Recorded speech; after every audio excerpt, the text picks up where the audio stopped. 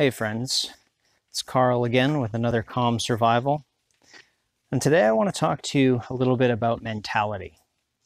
Not your mentality, but the mentality of the person you're getting advice or training from, and how that might affect how they present their advice or where they might come from with some of their ideas. Now, most of the things, the skills, the concepts that we discuss are really going to come from three different areas. One, a lot of the skills and mindset come from the outdoor living kind of world. So camping, bushcraft, through hiking, and even some wilderness sports. And that's where some of the, search and rescue kind of things that we might talk about, they'll come from there. Another place that these concepts come from as far as skills and mindset, a lot of them come from the military.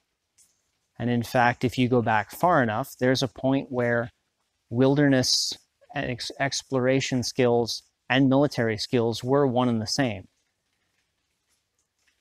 And then you get a set of kind of civil planning or social planning that comes from a police mentality. Now, in theory, there should be a fourth. There should be a civic planning kind of component, but I've not met anybody who does that as an individual without having their mentality come from somewhere else as well. I suppose there's someone in a government office, in a public health office, who does that, but typically these are more things that come from a committee. And so it's not something that you can really put a mindset to. But actually, I want to sort of create that fourth mindset, because I understand that not everyone wants to spend a lot of time in the wilderness, doesn't want to spend a lot of time camping. And I understand that when people look at some of the military and militarized skills and mindset, that's not appealing to a lot of people, and it's not appealing to me. I actually find it very challenging to look at some of those things and see how they can be used in the outcomes that we actually want. And then we have the police mindset, and that's going to be some of the urban survival that I've seen often comes from either current, former, retired police officers. And the reason that's important is if we go to our concept of starting with the end in mind, or thinking about what the logical conclusion of all the steps is, then we can see that maybe there's some downfalls to some of the patterns of thinking. In a military situation, there needs to be an end mission, an end goal, an end objective. There is no open-ended anything. Everything needs to be self-contained. There's also some good concepts like having teammates and distribution of duties. But we need to be able to plan for something that's a little bit looser-ended than having a defined end goal. We need something that's going to be adaptable. One of the reasons I dislike the police view of things is that when someone has spent their entire life believing and training that they are all that separates society from collapse, they start to act like it. And hopefully we'll be able to illustrate this better, but that's just not the case. In fact, if we look at many circumstances, the reality is that communities hold themselves together in spite of police action, not because of it. And the community is a much stronger framework to base our planning on. Our community is going to be more resilient. It's going to be more adaptable. It is going to meet our needs as we meet its needs. and it doesn't follow orders except from within. So that's where this fourth mindset is going to, I think, become very necessary to try to look for.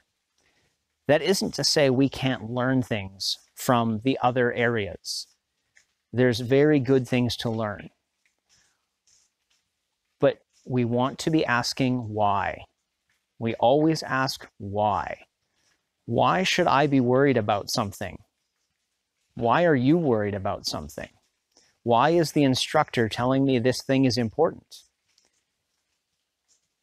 In this current time of crisis, we're seeing a lot of people wondering whether or not they should be worried about home invasions, looting, whether or not they should arm themselves.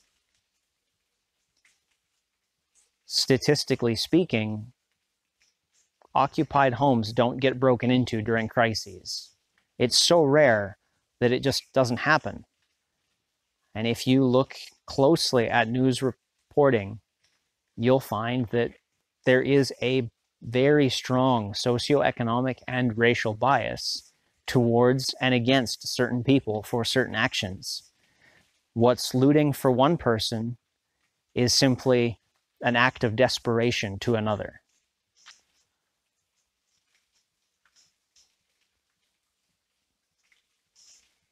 When we look at the concept of societal collapse, I think if you look through history, now I'm not an anthropologist, I'm only an amateur historian, and barely even that, but I think if you look closely, you will see that civilizations, empires, even societies, no matter which way you want to define them, they don't collapse on their own. They're always pushed. But that means that they can be resilient. That means that they can push back.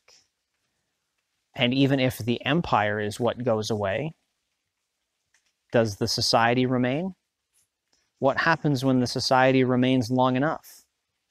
Doesn't it just become a culture? So hopefully, as we look through and as you gain skills and knowledge from other people, this will help you put into perspective why I'm going to do things very differently than some of the other sources.